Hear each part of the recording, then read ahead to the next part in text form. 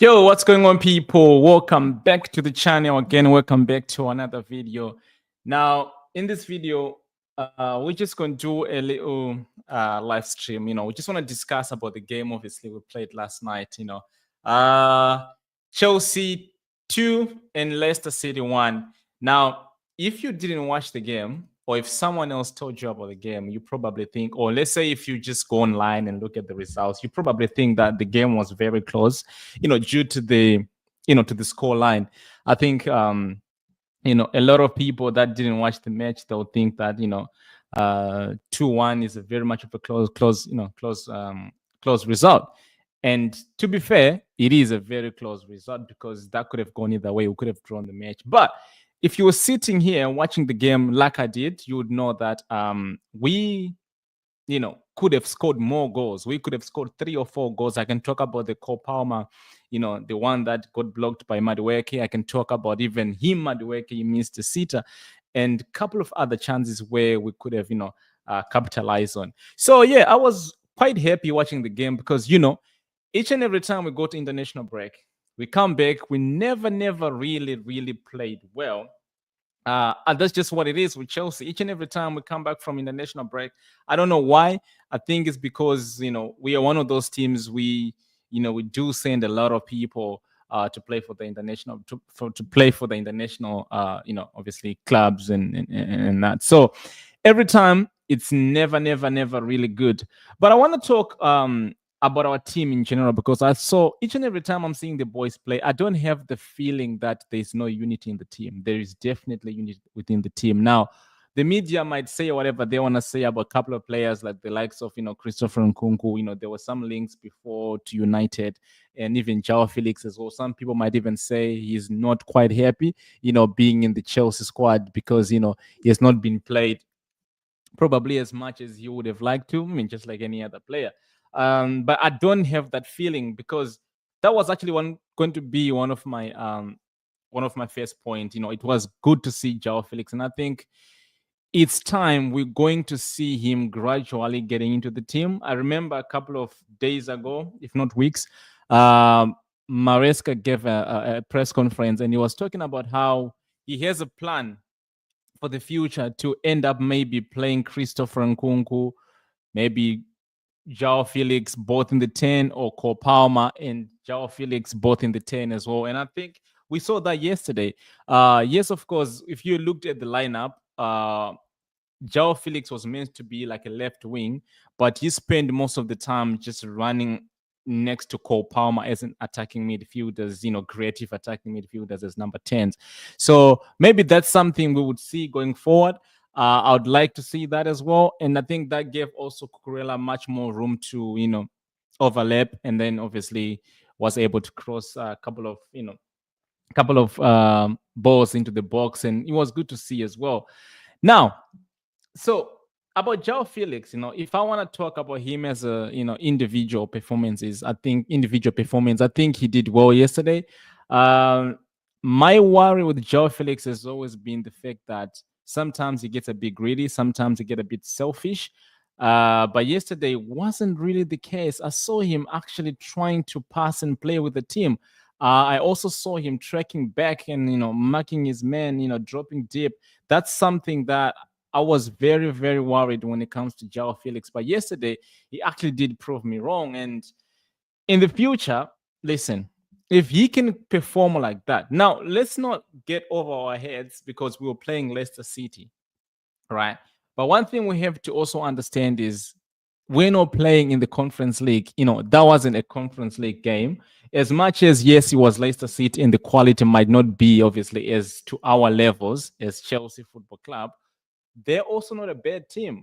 This is Premier League.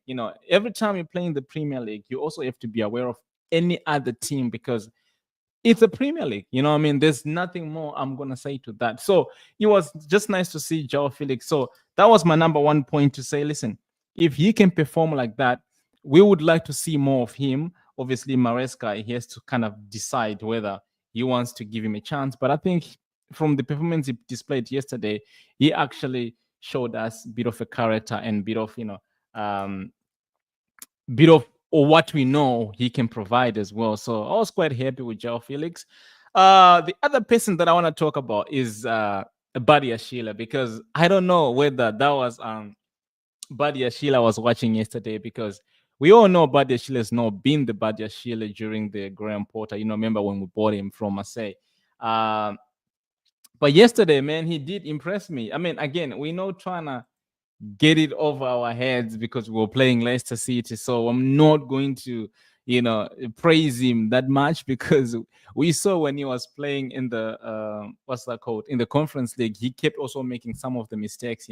So I'm not going to, get it over my head and say, look, Badia Sheila is back. I would like to see him back because we know the quality is there. I think it's just like a confident thing. Sometimes it's hard when you play one game a week and then the next week you don't play and then again. So, and even then when you keep playing in the Conference League, you don't really get the experience you probably get when you play in the Premier League. So it was nice to see Badia Sheila, performing really, really well. And that was my second point. These are all positives, by the way. Negatives, I don't know. Negatives will come. Negative will come. Negatives will come. But these are all, I just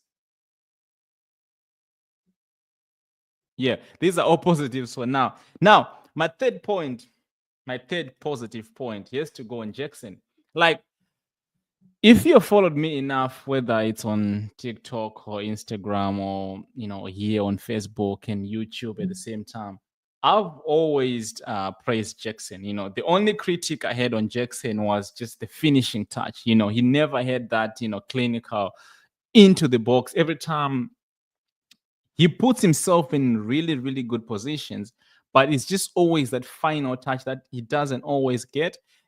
But this season, we've seen him improving, game by game by game, even the way he's taking his chances is really, really good. And some of the chances that he's capitalizing on or that is converting into goals, they're not really, really his chances. If it was like the season of previous or maybe another previous from that one as well, we we would know that Jackson was not going to convert those chances into goals. But it was nice to see that Jackson is kind of improving day by day by day. Now, the other side of his game, which obviously includes him man marking, pressing, link up play, dropping deep into the midfield, and we're not going to talk about that because we'd never question him when it comes to that, his work rate. We've always questioned his ability to finish the chances, to finish his dinner.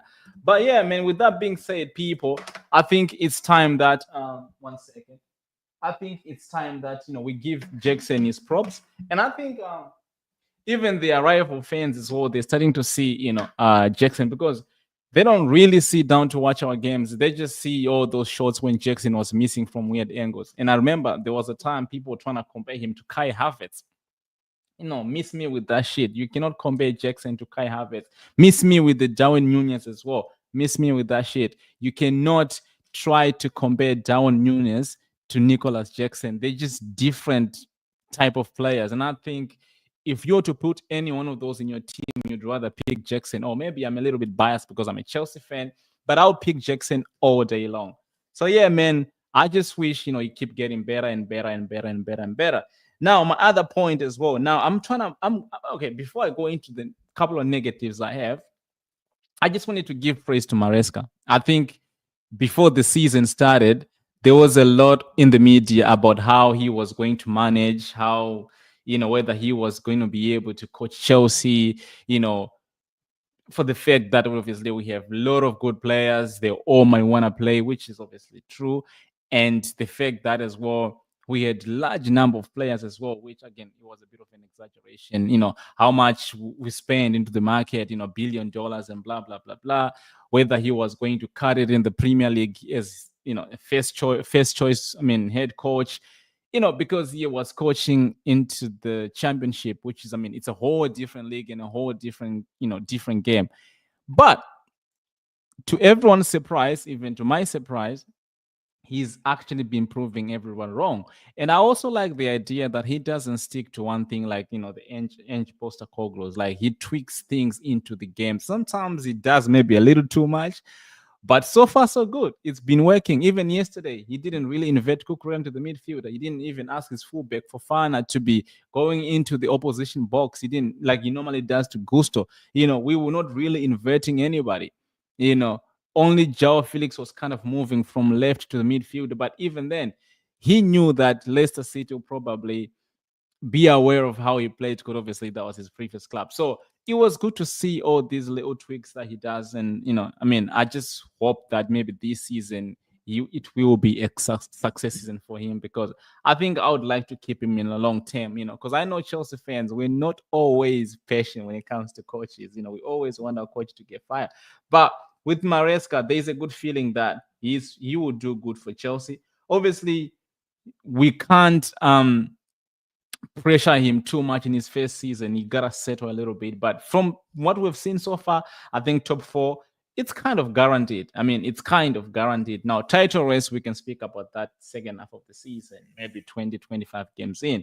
For now, let's just focus on, our next games and try to make sure that we do the best we can. Now, I'm moving on to the negatives, because I've got a couple of negatives. People like Madueke and Sanchez. I'm tired. Listen, I've tried to give Madueke time, before I started shitting on him. Pause. But I don't rate him. Nah, he's the kind of guy that in one game he might give you something, but overall, I think he can cost us, many goals as well. Same as Sanchez. I think them two. Yeah, I tried to give Madueke enough chance, see him play. I don't rate him. I think Chelsea, if we want to move forward, we need to keep players like Pedro Neto fit. Play Pedro Neto on the right, play Jadon Sancho or whether Mudrik. I don't know. I don't care. But on that right side, I would rather have um Pedro Neto as long as he's fit. Because Madueke, like yesterday, he's a frustrating guy. He kept frustrating. Every time he gets the ball, always trying to do too much. He's meant to be one of those people that are direct. But yeah, nah, listen, I'm not going to say he's a bad player, but I think we need much more better quality from him if he's going to be our starter.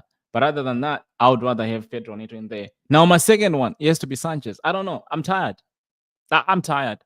They keep saying in the media that they want to wait until he's mature. Seriously? You got players like Cole Palmer and Jackson, or maybe not Jackson, but you've got players like Cole Palmer. He's 22 years old, and he seems to be much more mature than a 26-year-old Robert Sanchez. At what stage are we actually going to say his shit and is not good enough? I didn't even understand. When we bought Robert Sanchez, I thought maybe we were buying him because we were trying to go for Caicedo, and maybe that was going to make the deal maybe a little bit smooth. But it didn't seem to have been the case anyway, because even the Caicedo deal ended up being a ridiculous one. So I don't actually understand why we went for Sanchez. And even then, we went for Jurgensen. Now, Jurgensen is here. He doesn't even play in the Premier League. Now, I don't want to say this, but I wish Sanchez could get suspended. I'm not going to wish for an injury, but maybe a suspension. Maybe let him sit down for like 2-3 games. Let's see what Jurgensen can do in the Premier League, because I really believe in him, especially with the type of football that Maresca wants to play. Sometimes we do play from the back. Not even sometimes, like a lot of times, we play from the back. And if you have a player like Jurgensen, he's very good on his feet. So why can't we give him a chance? And I don't even think he's that bad when it comes to short stopping anyway. So why can't we give him a chance? Why can't we, give him a chance to prove himself? You know what I mean? So yeah, that's kind of like one of the negative like that I have, like Robert Sanchez. I'm just tired, man. I'm tired. I'm tired. Give Jurgensen time. Like we saw last season when Petrovic came on. Petrovic wasn't that amazing, but he was better. Like every time Robert Sanchez gets the ball, every Chelsea fan sitting there getting nervous. So Sanchez, for me, he has to sit bench. Now, like I said, I wish he gets suspended. Not injury, but suspension. Maybe 2 games or so. I wanted him to get a yellow card yesterday, because then that would have been... No, actually, he did get a yellow card. I was hoping for a second yellow card. That way would have been suspended for at least a game. maybe we can see Jorgensen, because I really want to see Jorgensen in the Premier League. Because this Sanchez thing and this maturity you keep telling me about, he's 26 years old. How much more mature does he need to be as a 26-year-old man? He's supposed to be professional, but he ain't anyway. He's not that good. So Sanchez, see bench for me. Now, my other thing that I wanted to talk about, which almost affected us yesterday, is we're not killing the games early. You see, like a game like yesterday, Leicester City, we could have killed that game way early in the first half. We could have killed that game. Now, by the end of that game, I think like last 5-10 minutes, we were scared. Well, I wasn't really scared because I could tell the quality of Leicester City were not going to make us, concede a goal. But if we were playing a team with a better quality than Leicester City, we could have gotten out there with a draw. So my thing is, like, we need to learn to kill the games. I go back to Madueke. He should have scored that goal. I go back to the Cole Palmer as well. Well, that was a mistake, but I don't think it was intentional. But Madueke could have scored that goal. In the first half, we would have gone to halftime at 2-0. Now, 2-0 is not enough, but it's definitely better than 1-0. It's definitely better than 1-0. So Chelsea need to learn to take their chances and kill games in the first half. If not first half, don't drag it to like 80, 90 minutes. When you go ahead, you're not safe. You're not safe. We need to kill games early in the game. Now, my last point, which I'm going to close this video, is going to be Enzo Fernandez. He has gone through a lot. Now, for me, when that thing happened about the France and whatever into the Euros, whatever, Copa America, it didn't really made me look at him in a bad way. Now, I'm not saying that it was okay for him to have sang that song, but I've always trying to look, at these players as human beings at the same time as the professional footballers. Now, I'm not going to judge him by that, but I've seen people shitting on him too much. Well, maybe he does deserve that. Maybe, I don't know. But the point is, if I'm looking into him on the pitch, he's been trying so hard to actually prove his worth. Obviously the price tag was a little bit too high, and the expectations will definitely obviously go high. But I thought the past couple of games against Arsenal, he gave an assist to Pedro Neto. Yesterday, he gave an assist to Nicholas Jackson, and he actually scored a goal, which then brings me to my next point. I've always said, I hate to see Enzo Fernandez going forward. I hate to see him trying to get into the box. Like, I like Enzo Fernandez when he gets played deeper as an maybe 8 or 6.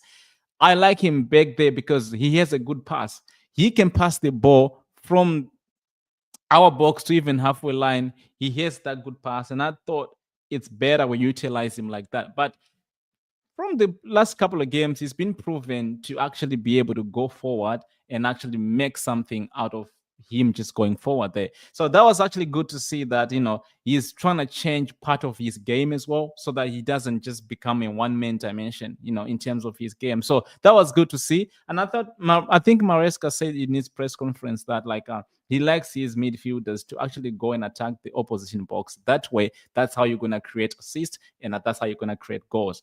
But people, make sure you do subscribe to the channel. If you're watching from YouTube, or if you're going to watch this video from Facebook, make sure you do follow the page, and obviously subscribe to the channel. And I'll see you guys on the next one, people. Peace out.